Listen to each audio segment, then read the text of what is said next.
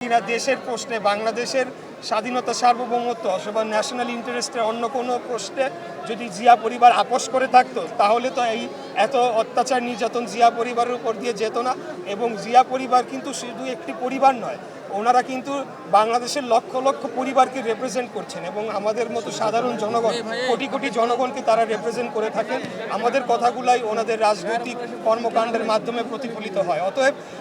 এই পরিবারের উপরে আক্রমণ মানে বাংলাদেশের স্বাধীনতা সার্বভৌমত্বে বিশ্বাসকারী যে সকল জনগণ রয়েছেন এবং আমাদের নেত্রীর যে দীর্ঘ লড়াই, এই যে এই বয়সে ওনাকে জেলে কারাবরণ করতে যায়। আমি নিজে কারাবরণ করেছি, আমি জানি সেই জীবনটা কত কষ্টের হয় এবং সেই জায়গাতে উনি মানে এই বয়সে এই শারীরিক অসুস্থতা নিয়েও যে কারাবরণ করেছেন, কিন্তু তারপরেও একটিবারের জন্য বাংলাদেশের প্রশ্নে আপোষ করেন নাই। একটি রাষ্ট্র হিসেবে দৈনন্দিন আমাদের যে সকল সমস্যা রয়েছে নাগরিক হিসেবে সেগুলোকে অ্যাড্রেস করার জন্য যেমন আমাদের পরিকল্পনা রয়েছে, এর পাশাপাশি দীর্ঘমেয়াদে বাংলাদেশকে একটি স্বাধীন সার্বভৌম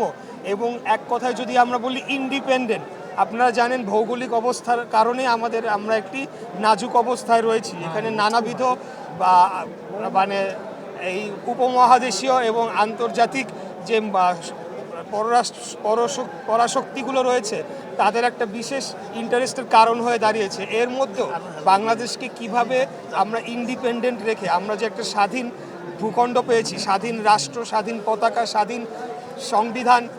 1971 সালে মহান মুক্তিযুদ্ধের মাধ্যমে পেয়েছি, সেটিকে সংরক্ষিত করেই কিভাবে একটি শক্তিশালী রাষ্ট্র হিসেবে গড়ে তোলা যায় সেই পরিকল্পনাগুলো কিন্তু উনি বারবার দেশের সামনে তুলে ধরেছেন। উনি তুলে ধরেছেন কিভাবে বাংলাদেশে বেকারত্ব দূর করবেন, উনি তুলে ধরেছেন কিভাবে আইটি এবং প্রযুক্তিগত উন্নয়ন সাধন ঘটিয়ে এবং আমাদের বিদেশে যে সকল ভাইয়েরা শ্রমিকেরা কাজ করতে চান তাদের বিশেষভাবে প্রশিক্ষণ দিয়ে আরও উন্নত মানের লেবার হিসেবে গড়ে তুলে কীভাবে সেটাকে আরও